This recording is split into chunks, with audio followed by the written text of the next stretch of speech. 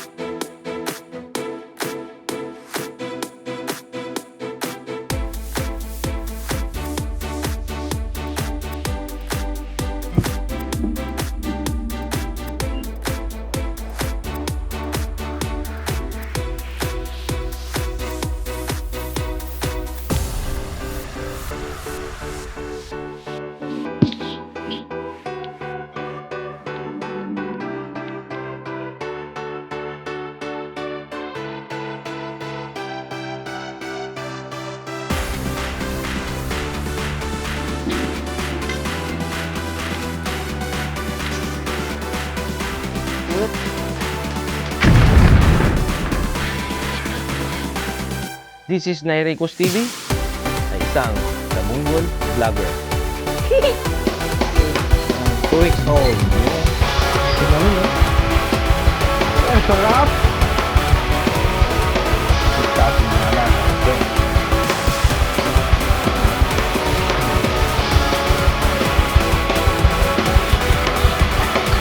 So yun, mga kapamers, yan, nakatapos lang natin magpaligo sa ating mga alaga, yan, saka magpakain. So today's video mga ka-farmers is wala naman ako masyadong update lang po sa ating inahin. So itong inahin natin is going to 3 months na po na buntis. So positive na po talaga ito na buntis sa mga ka-farmers.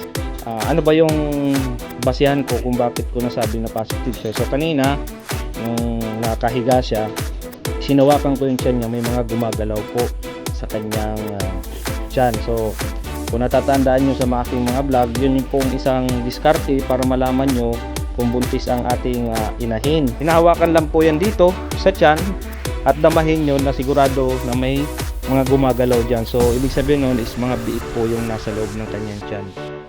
Ito rin yung isa nating inahin. Yan, bibigil.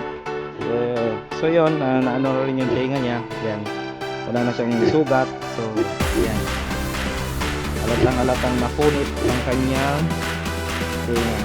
So yan, dapat po ito kumain mga ka-farmers. So binigyan ko na siya ng 2 takal ng feed. So naghahanap pa rin. Kung nakikita nyo yung mga violet na yan, kasi sa ating premiere nung nakaraan, tinatanong ng mga nanonood ano daw yan yan kasi may 5-star na estudyante. So yan po yung ginagamit ko dito na antibacterial. Kapag merong sugat ang baboy, is binibigyan natin ng ganyan na pang-spray po yan. Ito po yan, quick heal. Yan po yung gamot para sa mga sugat ng baboy, pwede rin po sa manok, sa aso, sa mga hayop, mga ka-farmers. So ito yung ginagamit ko na antibacterial, anti-infection ng aking alaga kapag mayroon siya mga sugat-sugat. So may mga sugat-sugat siya sa kadahilan ng kinakagat po siya ng lamok. So kahit naglagay po ko ng katol, talagang meron pa rin talagang lamok, mga ka-farmers. So yun po yung number 1, iwasan natin mga ka-farmers sa mga nagbababoy na ang lamok po ay may dala pong sakit na malaria, at ito magkakaroon sila ng mga sugat-sugat sa katawan kapag hindi nyo naagapan. Yan. So ito sa akin talagang maraming lamok talaga dito mga ka-farmers. So maiksi lang tong vlog ko mga ka-farmers. So itong Kimami Pig po ay manganganak po ito by November 14 or 15. Yun po yung kanyang date ng kanyang panganganak. So malapit-lapit na rin. So October na ngayon. October ano ba ngayon, October 16. So meron na lang isang buwan si Mami Pig. Manganganak na rin po ang ating Mami Pig. So sa pangatlong pagkakataon na po na pagbubuntis ng ating inahin, napakabait po niyan. Mami Pig. So ito pa po yung isa sa mga ginagawa ko mga ka-farmers sa mga nag-aalaga, lalo na may mga inahin. So hihimas-himasin nyo po yung inyong alaga, lalo na to na inahin na nabubuntis, para pag dating ng kanyang panganganak ay hindi po sila matapang sa atin. So para maging mabait sila, taga himasin nyo po para kayo ay makilala ng inyong inahin. Mami Pig, di ba? Bait ni Mami Pig. So dito naman po mga kaparma sa labas ng aking kulungan, yan, maliit lang po yung aking kulungan. Meron po ako ditong ginagawa, so ako po yung gumawa niyan. So ano po ba itong ginagawa kong ito? So itong ginagawa kong ito mga kaparmers is gagawin ko po itong lagayan po ng isang inahin. So nag-order na rin po ako ng paruwing pen, ilalagay po rito sa gitna. Tapos ito, bubutasin ito para maging pinto, para diretso po yung inahin sa kanyang paruwing pen. So ito na magiging bahay ng ating baby gilt. Yan yung pinapalaki natin. So dyan ko siya ilalagay. So yan, hanggang dyan lang po yung patong ng hollow block. So ipo-flooring na po ito. So ang isa na lang sa gagawin dito, maggagawa ng parang poste dyan para magkaroon siya ng bubong para sa ating pangalawang inahin.